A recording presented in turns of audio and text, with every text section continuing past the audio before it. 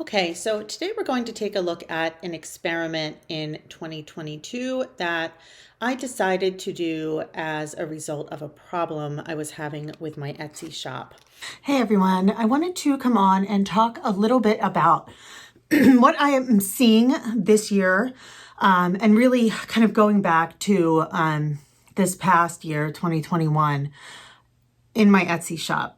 So I'm going to be very kind of transparent in this series of videos and really share what has happened in my Etsy shop and how I'm taking some pretty involved steps to see what I can do to fix it, more or less. Now, the problem was kind of a huge one.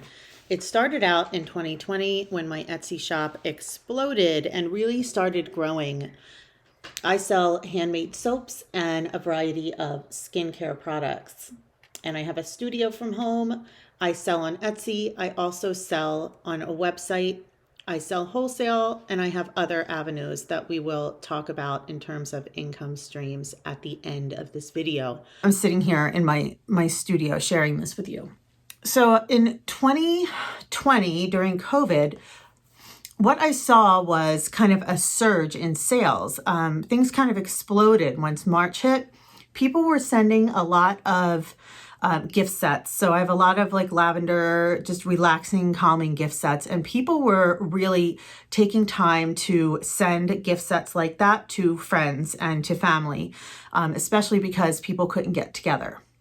So the result of that was I was pretty bombarded with orders.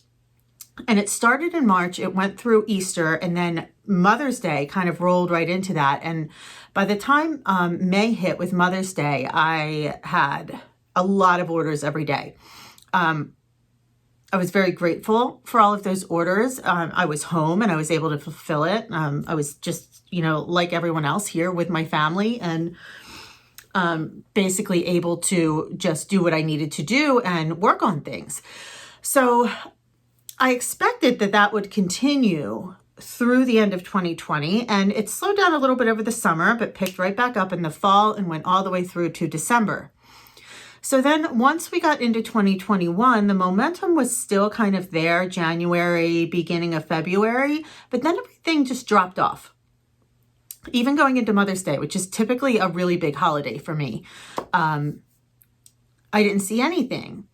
So I wondered, what's going on? I know it's not necessarily actively COVID anymore. People are venturing out into the world a little bit more.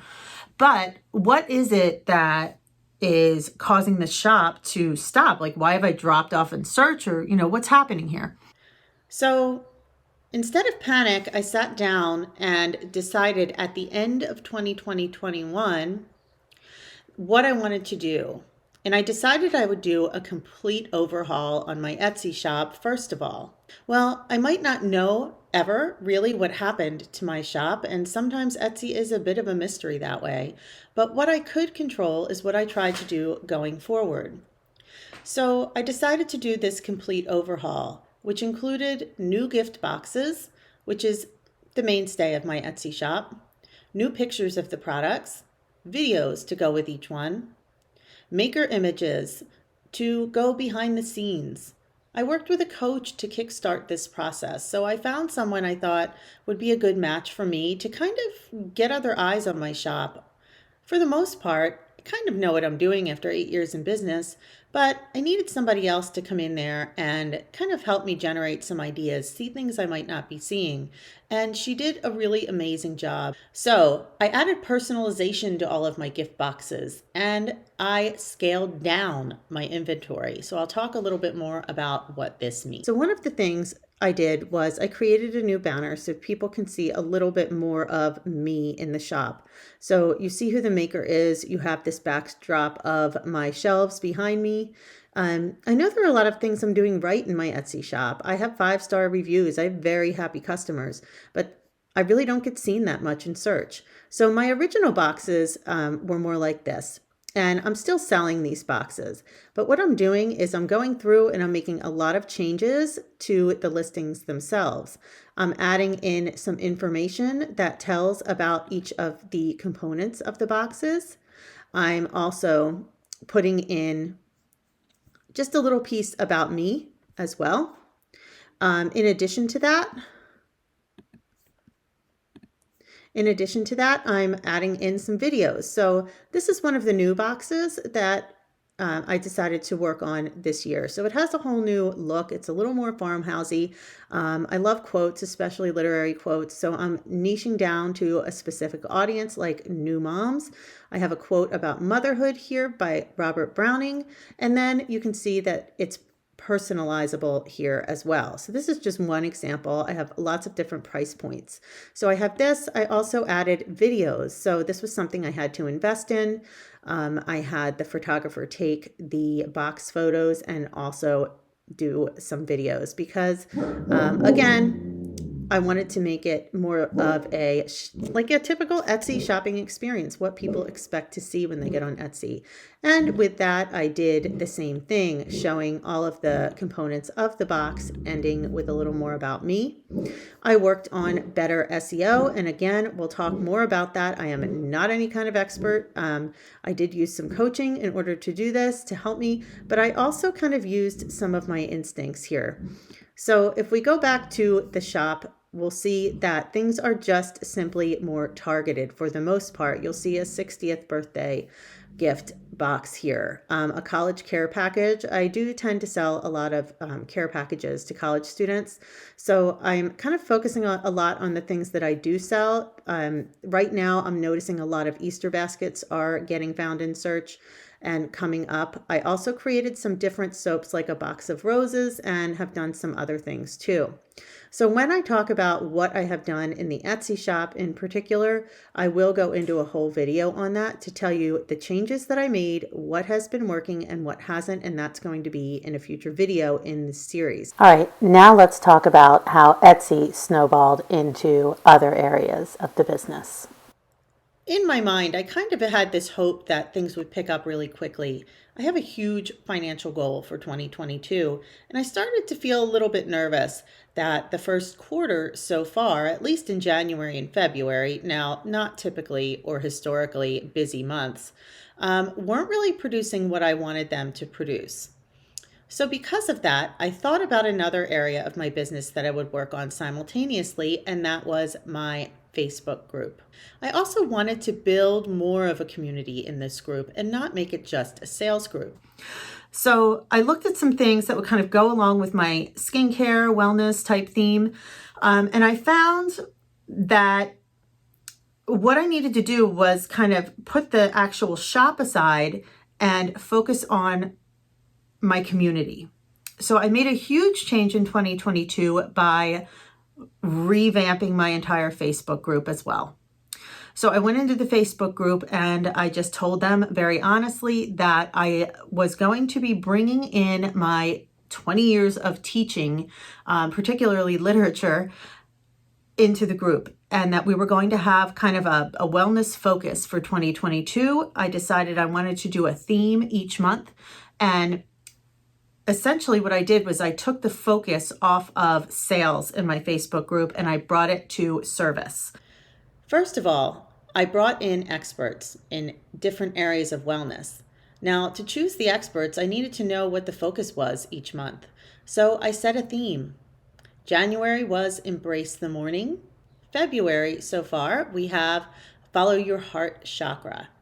With those themes, I chose a book for each month, and I chose wellness experts. As you can see here with examples from the month of March, I decided on financial wellness, and it came from kind of just looking at March and St. Patrick's Day and doing a green theme, and my love for Jen Sincero's books. I wanted to include them, and I thought financial wellness was really important for a lot of the women in the group. So I brought in 3 experts each month to talk about particular areas of their expertise. And they posted videos. They created amazing workshops so far. And we had book discussions. What I'll be doing is sharing everything with you as I go, because maybe it will help you too. I'll also share mistakes and failures, and you can learn from those as well. So from the Facebook group, what happened was I had this light bulb moment. I was thinking there's a lot of great content in here, and I want to kind of bundle it together and keep it. I want to remember this. I don't want to have to scroll and piece together everything all over the group. We know how Facebook works. You comment on something and it puts it in a completely different place, right? It moves it to the top. So I wanted some kind of linear, logical organization. I wanted to compile everything. I wanted to add journal quotes to it. I wanted to talk about my thoughts on how things were working. So the result of that was the ebook. I started to take all of those posts and those things that I was writing in the group, and I put them into an ebook I had started. That ebooks provide a source of passive income, and we'll talk about passive income and how that is one of the goals for 2022 for me as well. So the ebook is going to kind of chronicle everything that I've gone through in the business, but also looking at this year in depth and all of the changes that I've made in the group, in the shop, everything. So I'm kind of creating this ebook as I've gone along.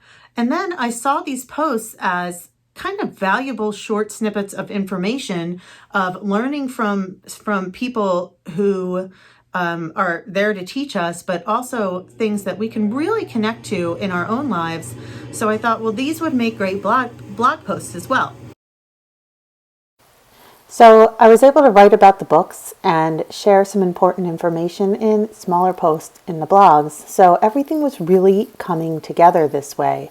I finally knew what it meant to have content that could work across different platforms, across the board. So I'm not trying to constantly develop new things every single week or every single month. Now it all kind of made sense.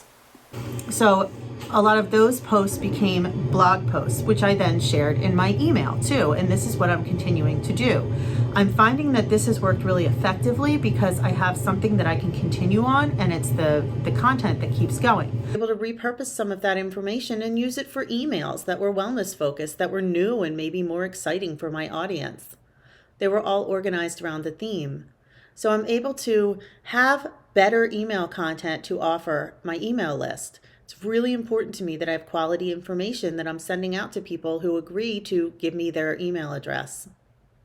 And it's also equally important that it's not just salesy. In fact, probably 10% is going to be salesy in terms of my emails. Then from there came the podcast, and this is the highlight for me. I never expected to do a podcast. I listen to podcasts every single day. When I'm out walking, when I'm at the gym, when I'm in the car, when I'm at work at the shop, I listen to podcasts. So it kind of followed that a podcast would be a great way to talk about all of the information that I've written down in this ebook. And I also didn't want to let go of those experts, those wellness, people in wellness, the women that I have kind of gotten to know throughout my business journey. I didn't want to let go of all of that information that they had shared. So in addition to giving information on each month of the wellness journey, I was able to then start interviewing the experts one by one.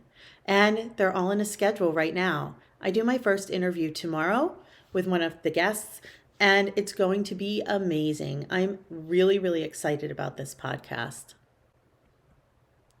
Finally, I want to talk a little bit about the YouTube series. So obviously we're on YouTube watching this right now. I've been doing soap videos and kind of struggling through YouTube. I've also noticed I'm spending a lot of time doing these videos, and it's growing really, really slowly. And I have to stop and think, is this worth my time to do? I enjoy doing the videos, but do I really want to keep doing this if nobody's really watching? So I decided for YouTube this year that I would tap into my creative side and do some soaps that were a little bit different than the soaps that I have been doing. Normally, the soaps that I do are in large scale. I do 200 bars at a time now. I sell a lot of wholesale. They can't have super designs on them because of just simply the amount that I have to produce at once, and because they have to fit in my boxes.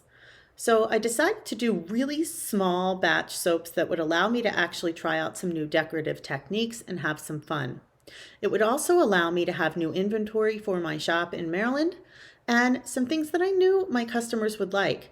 It would also give me something to send to my email list so that they knew these fun soaps were coming out, that they could actually enter giveaways on YouTube and win them. So it brought my email list over to my YouTube channel, and just it allowed some fun for a release of these soaps at the end of the month. So when each soap series releases, they can go and hit a special page on my website and buy the soaps. Because it's so limited, they have to act quickly. So it kind of presents a sense of scarcity and makes people tend to act more quickly, other than knowing that my soaps are probably always going to be available because I make so many at a time. That's not the case with this series. So I have this fun series, and then I said, well, I have so much going on. This is such a year of experimentation. I've learned so much from other Etsy sellers who share on YouTube. Why not just share what I'm doing? It could be a huge failure. Every single one of these things that I'm doing, maybe they won't work, but I've actually already seen success, and it's only early March. So I'm going to share all of these areas with you. I'm going to tell you what has worked, what has not. I'm going to share everything from the Facebook group growth from a business standpoint to the wellness content that we have worked with. I'll tell you how my blogs and my emails have worked out, and if the YouTube channel has grown. So if you're a small business owner, particularly a handmade business owner, maybe some of these ideas will work for you so that you're not constantly just throwing spaghetti at the wall. I guess I'm throwing some spaghetti at the wall this year and doing that for you. So if I've wasted time on something, I'm going to tell you so that maybe you decide to try something else, something that did work for me. Maybe it'll work for you. So this series also provides me with more content for YouTube that hopefully is interesting for you. Now, I did mention that I have other streams of income. So in addition to my Etsy shop, I also have a physical store. It's not a big store. It's actually a really tiny shop in Chesapeake City, Maryland. And it's a store that I kind of stalked this building until I was able to get it. It took me a few years. The goal with this was to be in a town that I loved by the water, in a place that just had good energy and made me feel happy. But it was also to have a physical store that was not so big that I had to manage a ton of inventory. So it's really worked out for me. Plus, I have this obsession with tiny homes. Now, you can actually look on my YouTube channel and see some tours of the soap shop. There are plenty of videos on there. So I'm not going to share that here, but you can check out my tiny shop. And it also has allowed me to stop traveling all over to events, which after a while, if you are a handmade business, you know, just becomes exhausting. So in addition to the store, I have my website on Shopify, which does very well. I have wholesale channels. I sell on Fair, Tundra, and now Abound. And two of those channels have been really lucrative for me. They have really picked up. It took a while to get going, but once the momentum kicks in, wholesale can become a really large source of income for you, and it's steady, it's reliable, it's consistent. Wholesale has been said to be the bread and butter of many businesses, and I understand why now. Consignment is another one. So generally, if you're doing wholesale, people say, oh, I don't want to do consignment. This is where you put your items in a store and they take a percentage of it to sell. But hear me out here. My consignment's a little bit different.